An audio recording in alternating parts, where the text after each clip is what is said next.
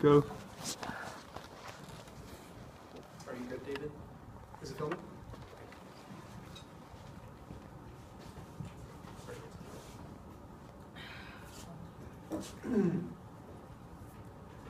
Madam Speaker, on our side of the House, we think that moral enhancement drugs have a lot of power that we don't want individuals to have.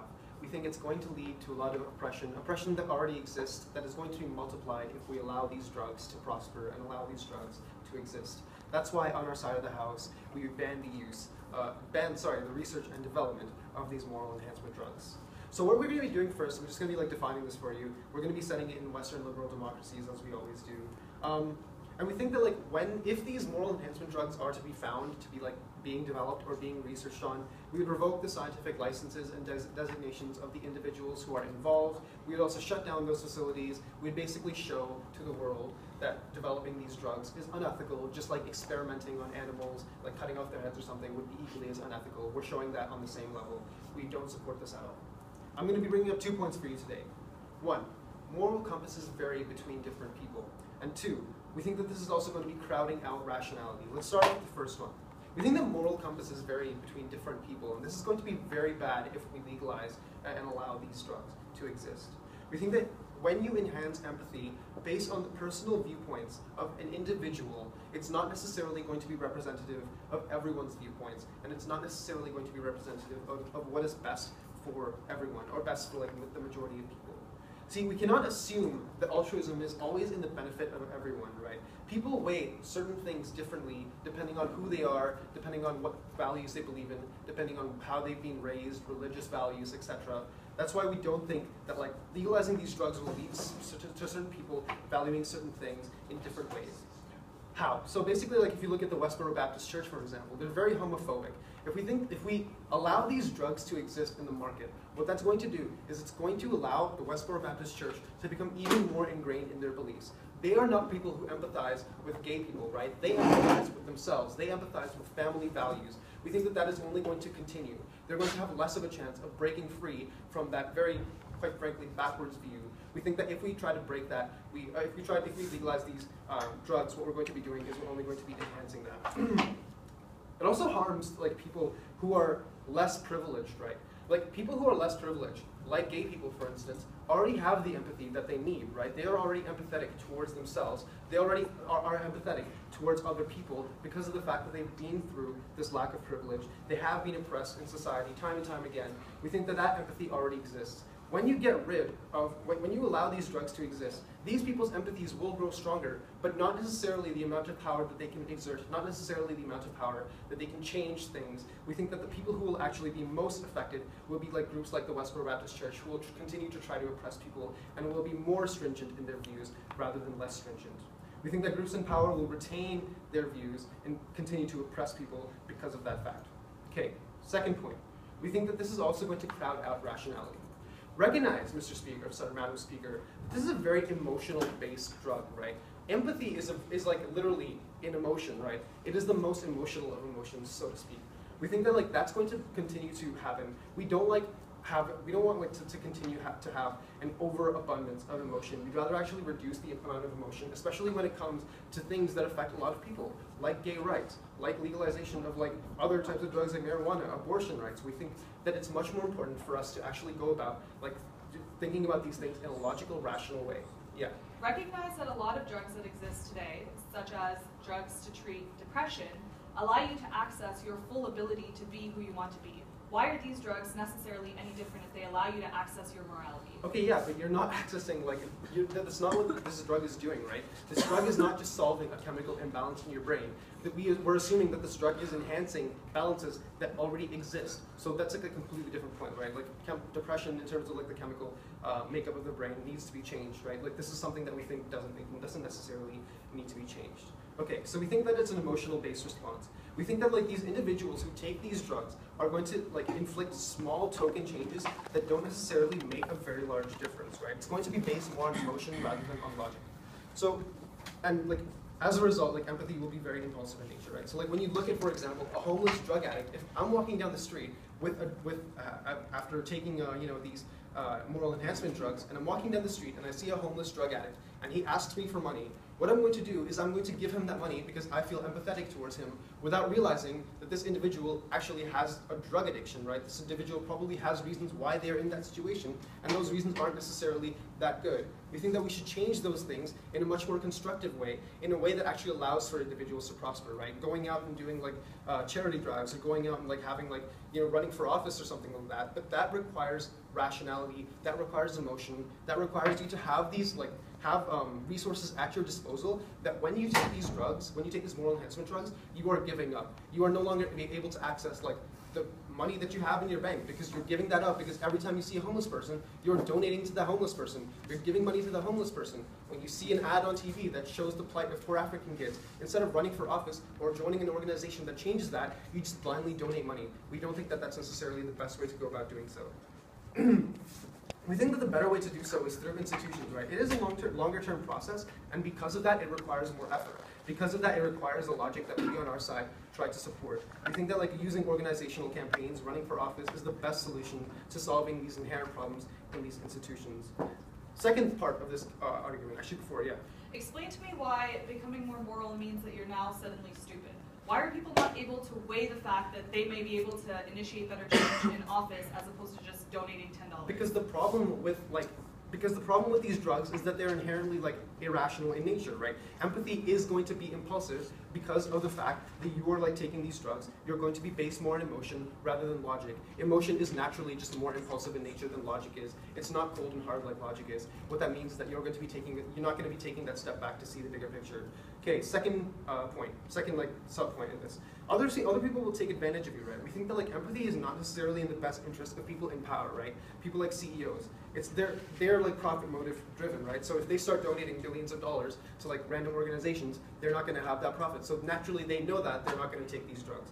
We think that if they're not going to take these drugs, they will be more logical. They know that, and they're going to therefore take advantage of people who do take these drugs, people who do actually want to become in like misguided efforts to like try to become a better person. We think that these cold rational people are going to play to the emotions and use them for their own gain, right? They're going to be able to take better advantage of other people, and they're going to use them for their own gain. We don't support that on our side of the house. We think that oppression needs to be stopped. There's drugs not allowing that to happen. Thanks. Okay, thanks for your remark, and I invite Matt up to present the side from his case. Here. And you're speaking for 6 minutes? 7. 1 minute, 5. 7 minutes.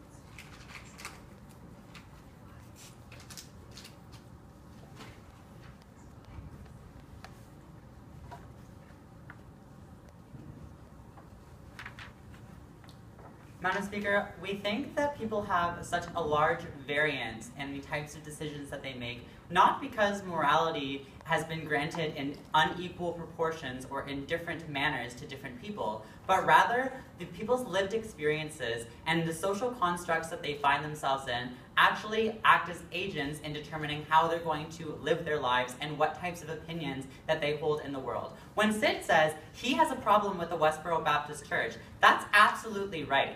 We don't think that those types of views are actually inherent to their own being and actually are inherent to the morality that we're all born with.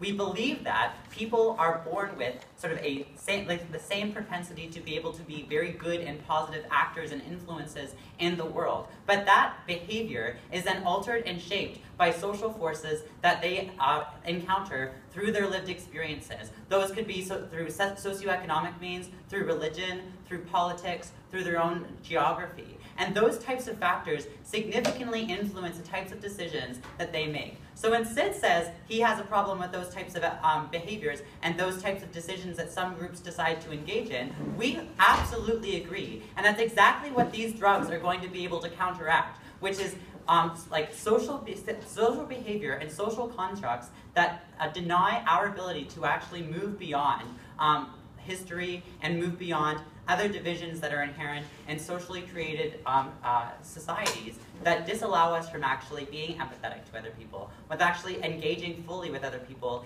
and understanding their own experiences. I'm going to get into some more refutation of what they said, but I wanted to first get into our points about constructed morality and what we're actually here to talk about today, and also why we think we're going to have more moral actions and a better world on our side of the house. So firstly, constructed morality.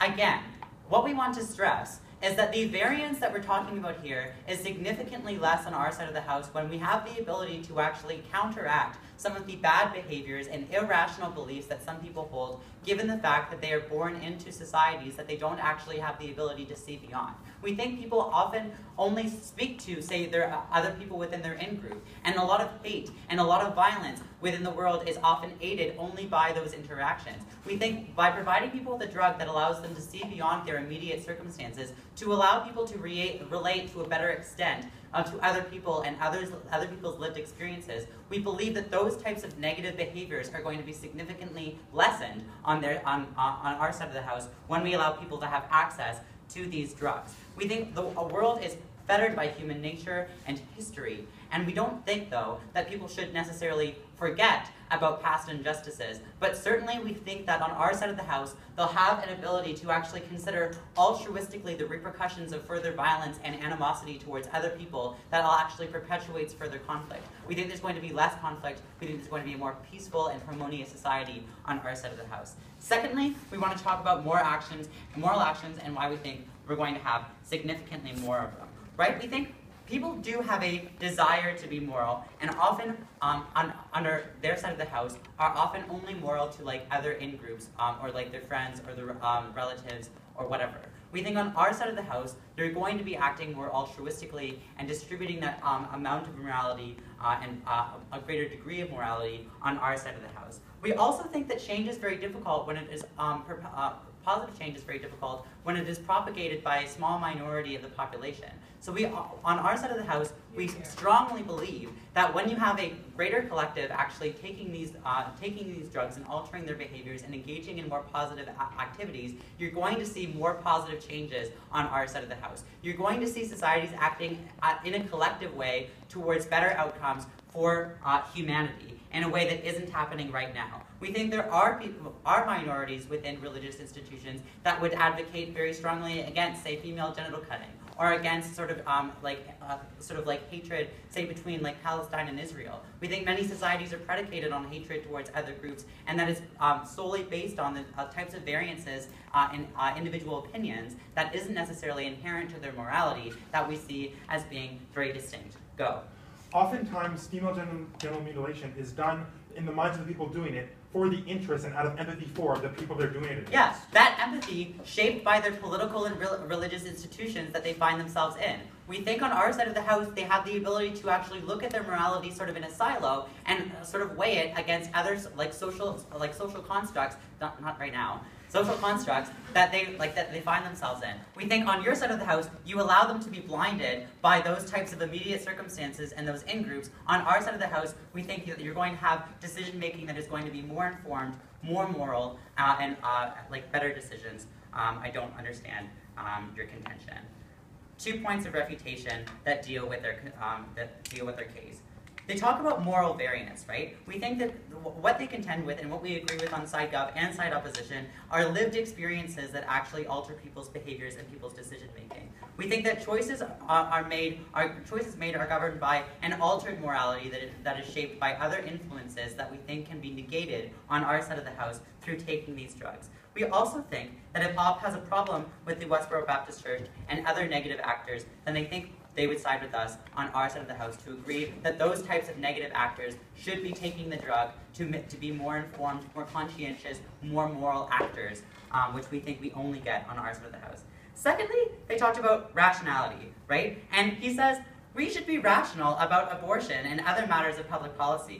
That's absolutely absolutely not happening under the status quo. And that's absolutely happening because of political, religious contentions that people have with social policy issues. So when people have an issue with abortion, when people have an issue with gay marriage, when people have an issue with like providing people the ability to donate blood or whatever else for a variety of different reasons, they have those issues not because they are inherently less moral than other people, but because they grew up in a different society or a different culture that doesn't allow them to move beyond their in-groups to actually consider other factors, their own morality, and how it relates to those other groups and how those people are affected. We do think we get more rational views because we think people are going to be better informed citizens who care more about other groups beyond the ones that they immediately live with. They also said we don't want everyone giving money to the homeless, and we don't want people taking advantage, getting taken advantage of. We don't think acting morally is going to be made without considering your own circumstances, right? We don't think this means that people are going to be making foolish decisions that are going to be out of their best interest. We think moral decisions can also consider other factors like your own well-being. We think morality and moral decisions can definitely incorporate your own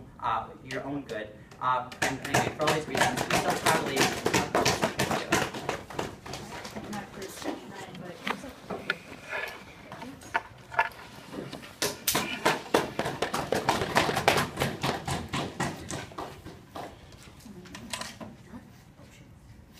seven minutes. 1 minute, that's fine.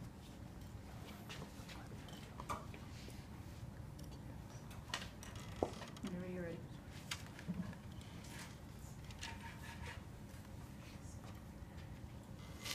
Madam Speaker, Matt would have you believe that people's actions are entirely or primarily a result of the circumstances they find themselves in. We deny this. We say that the will is categorically free when it comes to external factors, and it's only when you get into your mind, when it comes to altering your chemical balance, do you ever diminish the human will. Why do we think this? First of all, we can point you to the fact that people in very similar circumstances behave in radically different ways, right? Some people, like, they get dealt a raw hand and they decide, okay, well, I better work extra hard to make sure I get out of this. Other people turn to crime.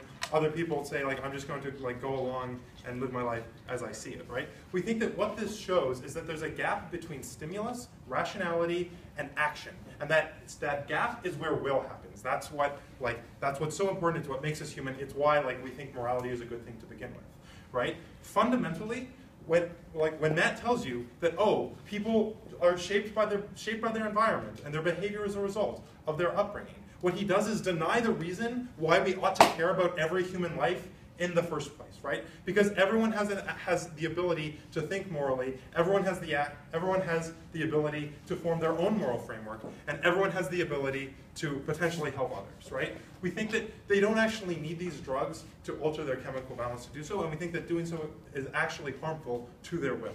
Why is this? First, this drug fundamentally alters your moral framework. We think that when people decide to take this drug, they're doing it for some reason, right? Like, their side isn't saying we're going to force this drug on people, we're just letting them choose, right? Why do they choose this? Probably because they want to help people, right? But notice that that moral framework that exists is fine as it is, but once they start taking this drug, it's difficult for them to actually escape that paradigm, right? Because notice, the drug is going to increase that desire to help other people. So insofar as they think that taking the drug helps other people, they're going to be less willing to stop taking the drug, and they're going to have a stronger and stronger desire to keep taking it and to take more of it. Anne. So, say a vegetarian feels very strongly for animal rights, but also craves meat on a regular basis.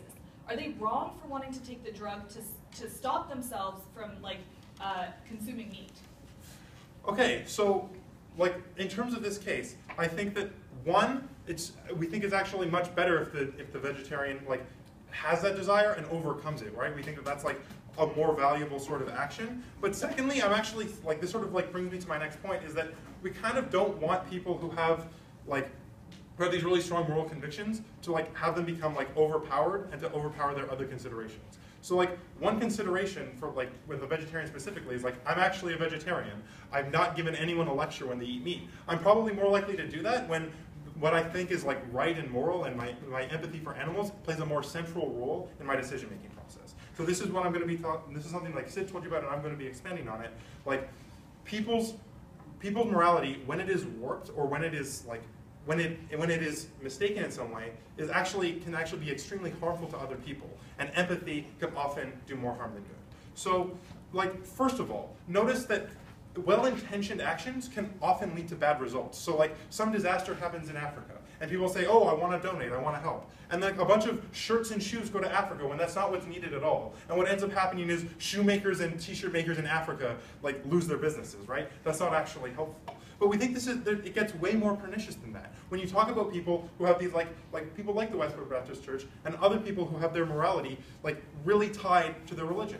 Matt tells you, oh no, you're going to let people see beyond their immediate circumstances when they take this drug. But he gives you no mechanism for why that's true. He doesn't actually tell you why they're going to see past that. What we think is that these drugs like cause people to double down. They become more convinced of their convictions as they currently stand. Recognize, under the status quo, there's more people in the world who praise or condone the bombing of abortion clinics than there are people who actually bomb abortion clinics, right? Why is this? We think that some people, they lack the courage or the conviction or what have you to do it. Other people have they're worried about like the legal or social repercussions of this action, or like they have some other considerations that like maybe that's not actually the best way to help reduce the number of abortions. Recognize that when their empathy gets amplified, realize in this situation that people like the thing that they're displaying empathy for are the fetuses, right? Not the people in the abortion clinic. We think that they're actually more likely to perform these sorts of heinous acts when they take this action, but we think this also just extends to more like everyday instances of people like being shitty because they think like their shitty behavior is the right thing to do. Sorry for swearing, I forgot. Yeah, so like when someone's homophobic, it's like oftentimes it's actually because they think that it's in the interest of the person who they're like admonishing, right? They think that that person is going to suffer an eternity in hell because of their ways, and they want to like help that person. Notice that like that person doesn't actually have a good conception of what's best for that other person, right? That person actually knows what's best for them. We think that it would be better for that person to just sort of live their life and for this person to live their life. We don't want people to like constantly try and help each other when you actually often have a very bad understanding of what helping another person would entail. Matt? Are you insinuating that people are born with a political ideology or religion that would insinuate or predicate the bases of that hatred towards that group of people? I'm saying that people have like free will, and so that like even if you grow up in this culture, you're still ultimately like you're an arbiter of this culture. You're someone who's interpreting your culture as it like affects you. But more importantly, what I'm saying in the context of this round is that there's really no reason to think that these drugs are going to like make you like part the sea the way Matt wants to tell you, such that all those circumstances that led to you forming your moral framework in the first place go away. We think you're still going to think that your parents probably know what they're talking about. You're still going to think that your priest knows what he or she's talking about, right? All the reasons you have your current moral framework don't go away when this drug takes place, right? All it is that you're more caring. You're more interested in acting in what you see as a morally righteous way. There's no reason to think that what you see as morally righteous in the first place is going to change. And that's the fundamental flaw of their argument, right? We think that like, okay, so what have I told you today? I've told you that like fundamentally this whole idea of the blank slate that Matt wants to tell you is bogus, right? We think that like people are free. We think that people like aren't going to magically like become different when you take this drug. They're just going to become like a more extreme version of themselves. And most importantly, I've talked to you about like the myriad ways in which trying to act in a moral way can cause harm to others, can cause harm to yourself, can cause harm to society. Madam Speaker, we're proud to propose. Thank you. I thank Christopher's remarks, and I invite Anna to present your case for opposition. You're here.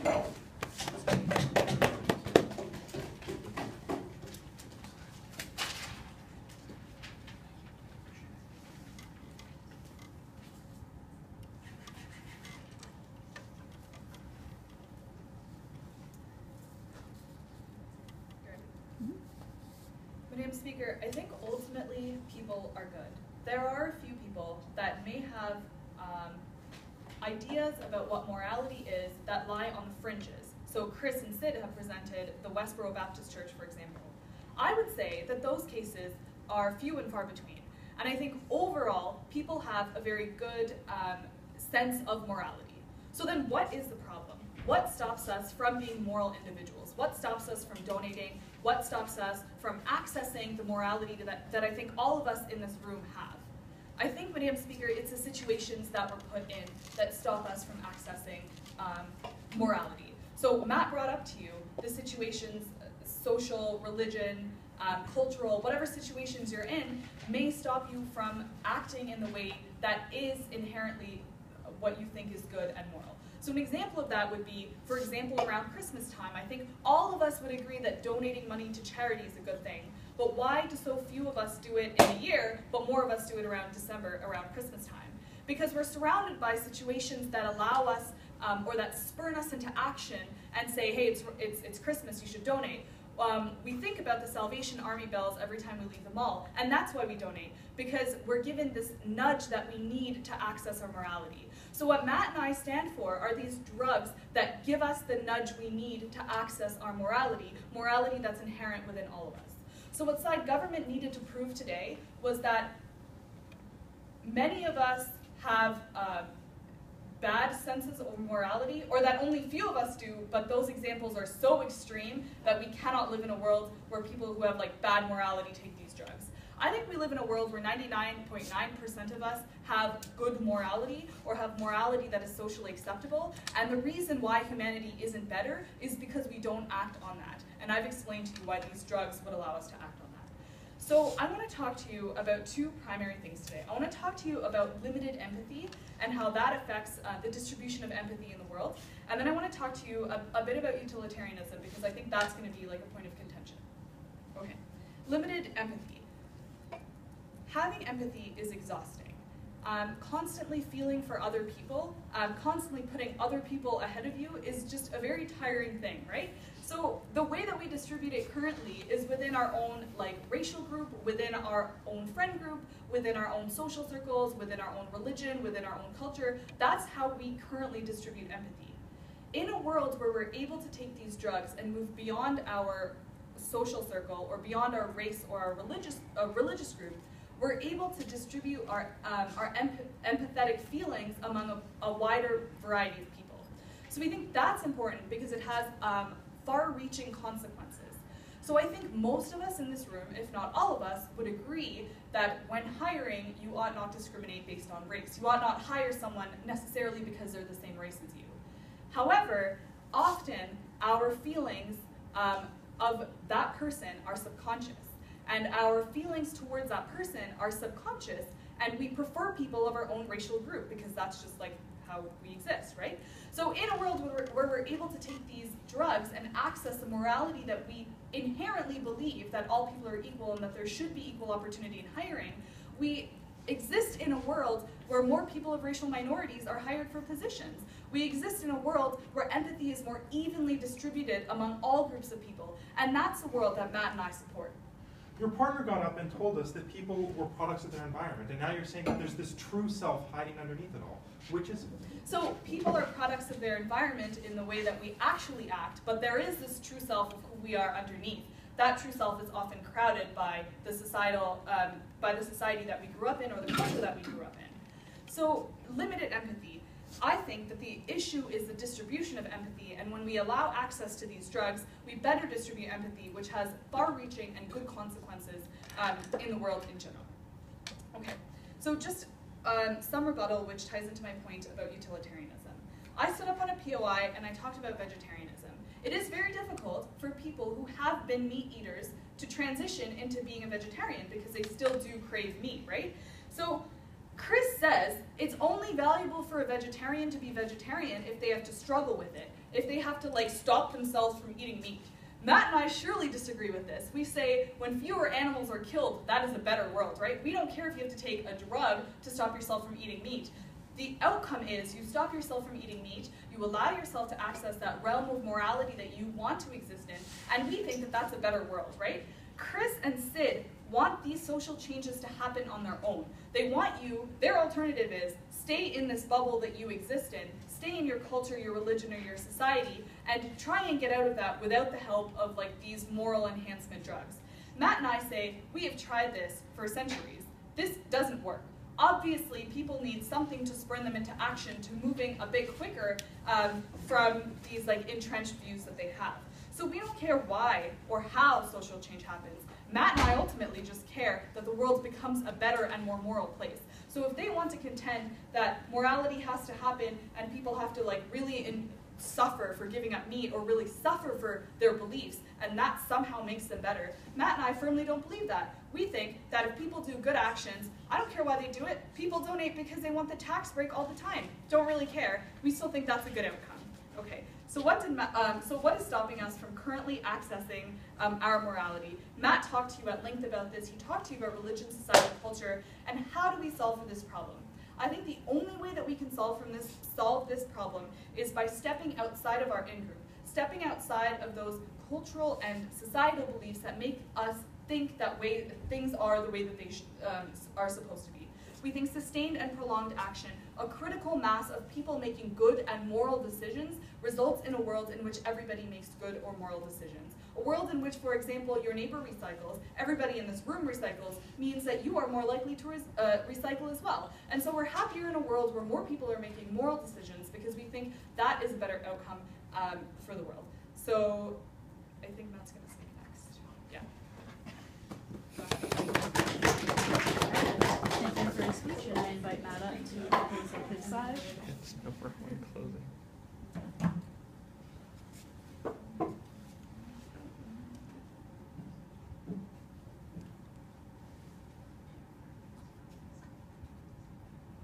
Madam Speaker, the round has come down to three major questions. The first being, or three major themes rather. The first being that morality in our minds is informed by social constructs. The response that we get from that is not necessarily a contention with that claim, but rather that these changes should just happen and that they want people to make these changes just because they want to make them themselves.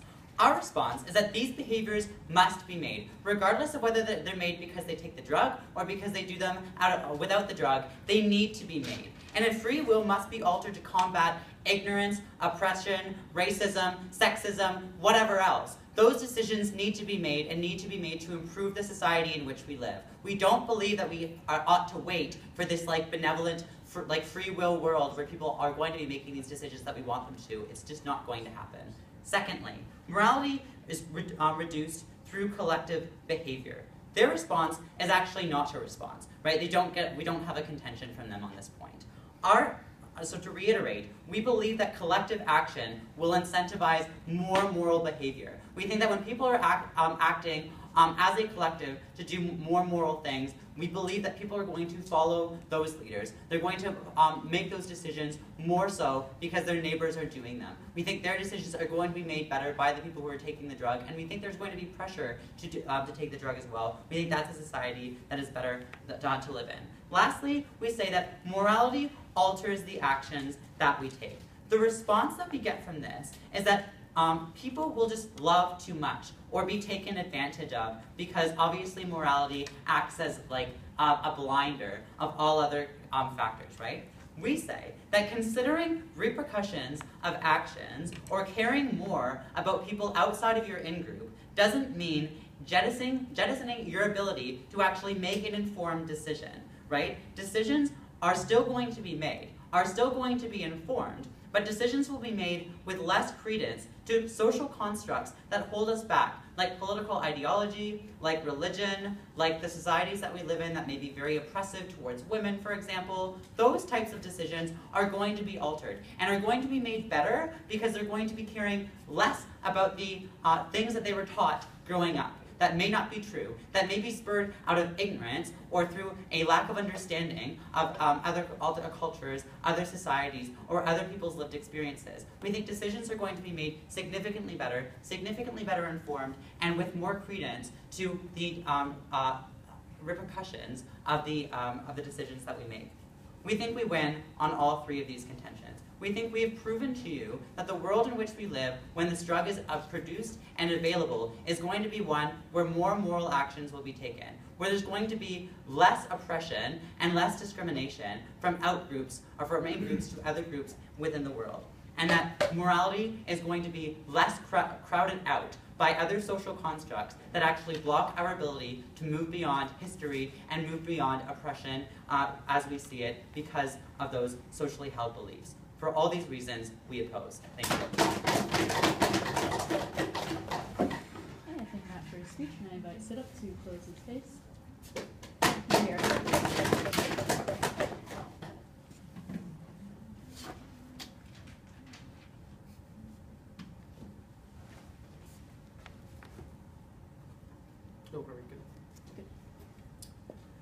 3 themes. 1, will these drugs reinforce views or change them? 2, rationality. And 3, something they didn't touch upon, institutions of power. Let's start off with the first one. Will these drugs reinforce views or change them? See, OP gives no mechanism to say that these views will indeed be changed, right? I think they admit in their first speech that groups only talk to their own in-groups, right? They only talk to like their neighbor or like people who like agree with their views, meaning that people will be more empathetic towards their own views and not necessarily views that they are never exposed to. We think that like their analysis that they're just going to go out and start like empathizing with random people on the street or like other viewpoints doesn't hold water when you consider the fact that they're not actually going to go out. The first thing they're going to do is start talking to their neighbor or start talking to someone that relates to them. Their views are going to be reinforced in that regard. We also think that yes, lived experiences do influence views, right? But the assumption on their side of the house is that these people will somehow have an unbiased view of a side that they have never been exposed to, of some sort of arguments that they have never been exposed to. We don't think that we can just change your views when everyone is yelling at you not to, especially when you've taken this drug. Then you're going to be more empathetic towards the people who you care for who are once again yelling at you not to change your views. Second theme, rationality. You lose it, right? Empathy is amplified and becomes more of like a snap judgment thing, right? We don't think that like you have all the information exposed to you immediately, especially when you're making a decision like walking down the street and seeing a homeless person. You don't know whether they're like a person on drugs or something like that. You have no time to analyze that. You have no time to think, are my views actually correct from an objective standpoint, right? That means that you can be taken advantage of. That means you will not question things. That means you will lose the mechanisms to have actual real change. On their side of the house, they argue, no, you can just have real change when everyone around you is like wants real change. And they bring up this idea of like the 99% who will have that real change. We don't think that like changes can be made when you're walking down the street making token changes, right? I think like if you have like an actual ability to make long-term changes, to set up institutions that cause long-term changes, that's a much better solution. But that's one that requires logic. That's one that requires rationality. When you take these drugs, you have neither of those things. Third and final theme, institutions of power. This is something they never touched upon in any of their speeches, and I'd really like to get into it because it's the reason like why we win this debate, in my opinion. So it's in the best interest of people in power to have everyone but themselves take this drug, right? When you give the 99%, like that they say, with good morality, a nudge to donate, that's great insofar as they actually donate to causes that they're worth donating to, right? We think that you're actually going to give people in power a leg up, right? What you're going to do is you're going to give these people in power influences so that, and they're obviously going to be a lot more aggressive than like charity groups, right? What that means is that these groups are now going to be taking that money. They're going to be the ones that are saying, hey, donate to us, look at our views, look at how we empathize with whatever views you want. The more extreme groups are going to be the ones that people empathize with more because they themselves will be more extreme in their empathy. They will have less logic to actually sort out what is extreme and what is not extreme. They will take advantage of others. What that means is that people are going to be donating to the wrong groups. People are not going to be donating to groups that actually work. People are going to be donating to groups that either like completely contradict like viewpoints that we all, I think, like the 99% should hold, or they're going to be donating to groups that don't necessarily have the best way of solving these problems. They're not going to be able to think it through rationally. People in institutions of power are going to take advantage of them. That's why we oppose. All right, thanks for these remarks.